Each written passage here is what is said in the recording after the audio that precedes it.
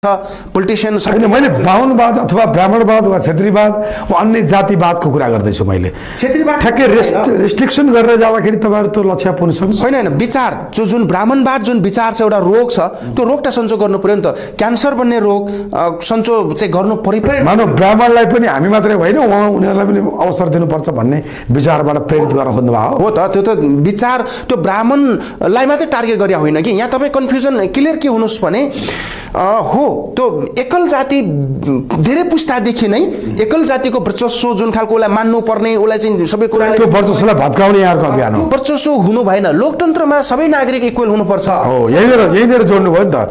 भत्काउन त खोजिएको छ, तर लोकतन्त्रमा सबैको समान सहभागिता हुनुपर्छ, बल्ल त्यो लोकतन्त्र हो। हो, त्यही त हामीले भनिराखेका छौँ। त्यसलाई इक्वालिटीको कुरा छ नि, इक्विटीको कुरा छ नि त।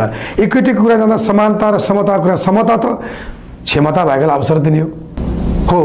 क्षमता अभिवृद्धि गर्ने काममा नलागेर तपाईँहरू ब्राह्मणवाद, क्षेत्रीवाद, अन्य जातवाद र फेरि मूलवासी होइन। हो, त्यही त मैले क्षमतालाई अभिवृद्धि गर्ने क्रममा त पहिला त ऊ त चेतनशीलता बनाउनु पर्यो नि त। अहिले त हामी त राजनीतिक रूपले चेतनशील बनायो। अब ऊ चाहिँ राजनीतिक रूपले चेतनशीलै छैन।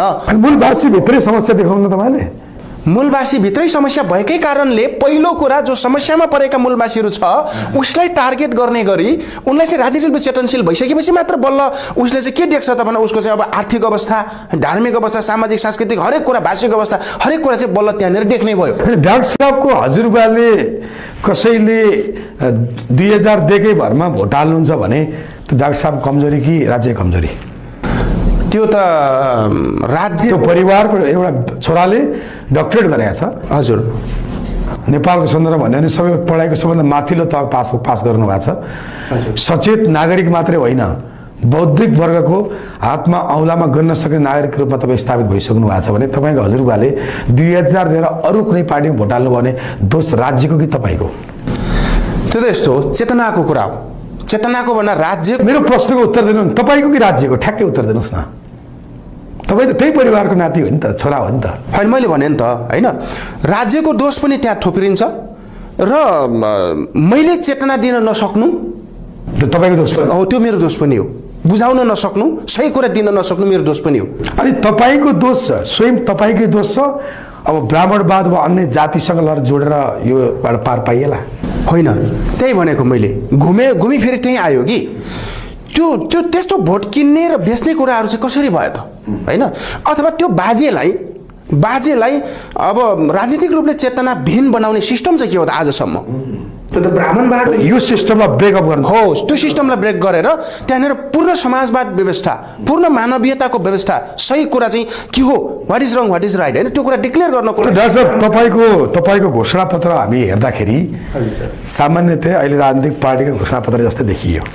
एउटा पनि मैले खासै त्यस्तो फरक देखिनँ। किन देखिनँ भने समाजवाद सबै पार्टीको छ नारा छ अहिले पछिल्लो समय। त्यो तपाईँ पनि समाजवाद छ? एकदम समाजवाद आएकै छैन यहाँ समाजवाद। अब समाजवाद त आएको छैन, तर समाजवाद चाहिँ अन्तिम गन्तव्य भनेर सबै पार्टीले भनेका छन्। तर उनी कहाँ अड्के त? मैले कहाँनिर त्यसो भए तपाईँसँग अन्य पार्टीको वार्ता र छलफल रहने सबै जाने परिस्थिति मिल्ला कि नमिल्ला? होइन, त्यो त अब हामी बहसको रूपमा अगाडि बढ्छौँ, कुनै समस्या छैन। त्यो त खुल्ला राख्नु, किन नेपाल हामी सबैको हो होइन, अथवा यो देश हामी सबैको हुन्छ, सबैको एउटा योगदानबाट चाहिँ यो बनाउने हो कि यहाँको माटो हराभरा बनाउने हो। त्यसै कारणले गर्दाखेरि अब ठिक छ, आफ्नो दर्शन एउटा चाहिँ आइडियोलोजी विचारधारा छँदैछ, त्यो निरन्तर अगाडि बढ्छ र फरक दर्शन र फरक आइडियोलोजीका समुदायहरूसँग पनि हामी एउटा राजनीतिक रूपले खुल्ला बहस जाँदै गर्छ, त्यो समस्या भएन।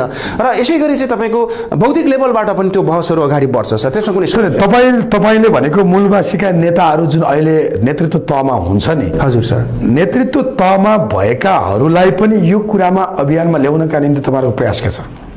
प्रयास हामी छ, निरन्तर रूपमा चाहिँ हामी प्रयासमा उहाँहरूसँग बहस गरिरहनु भएको छ? बहस गरिराखेका छौँ, एक लेभलमा हामी बहस गरिराखेका छौँ। अब यसको स्टेपहरू चाहिँ चल्दै जान्छ सर, समस्या छैन त्यसमा। त्यसो भए तपाईँ वार्ता र छलफलको माध्यमबाट तपाईँहरू जान चाहनुहुन्छ? त्यो छलफल हुँदै जान्छ, जान चाहनुहुन्छ, तर त्यो मूलवासीलाई चाहिँ चेतना दिने कुरामा तपाईँ त्यो त निरन्तर, किनभने मेन कुरा त सम्झौता गर्नुहुन्न त्यसको कुरामा गरिँदैन। त्यो किन सम्झौता? त्यो त मूलवासीलाई, त मूलवासी मात्र होइन, सिङ्गो नागरिकलाई नै हामी राजनीतिक चेतना दिने। कस्तो छ भने नि बाहुनभित्रै बाहुनको समस्या छ के, बाहुनभित्रै बाहुनले समस्या क्रिएट गरेका छ, क्षेत्रीभित्र क्षेत्रीले क्रिएट गरेका छ, मगरभित्र मगरले क्रिएट गरेका छ स्वीकार हुनु होइन त्यो कुरा त मैले भने नि त त्यो इतिहासदेखि एउटा ब्राह्मणवाद विचारले चाहिँ त्यो जाति विभक्त बनाएर चाहिँ त्यो खालको चाहिँ अब विभाजन त्यसपछि त्यो अनुसारको व्यवहार हेपाई थिसाई त्यो त छ नि त त्यही विचार त्यो सिस्टमको नै अन्त्य गर्ने भन्ने त हाम्रो अभियान हो सर खासमा तर मुठीभरका मान्छेहरू फेरि नेतृत्वमा पनि छन् होइन त्यो मुठीभरको मान्छे भनेको अब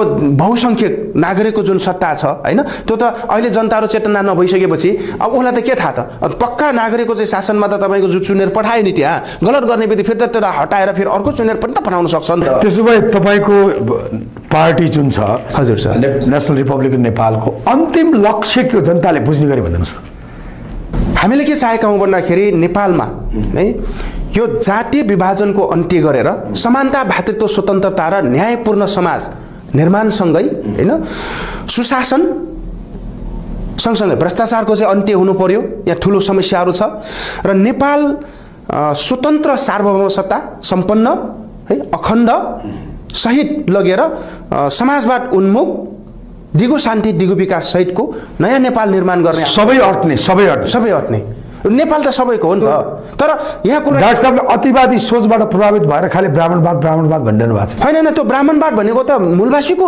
अनुहारकाले पनि त बोकेको छ त्यो बाहुनले मात्र भित्र पनि छ त त्यसो त्यो टेक्सो पनि अन्त्य गर्ने भने हो क्या हामीले सर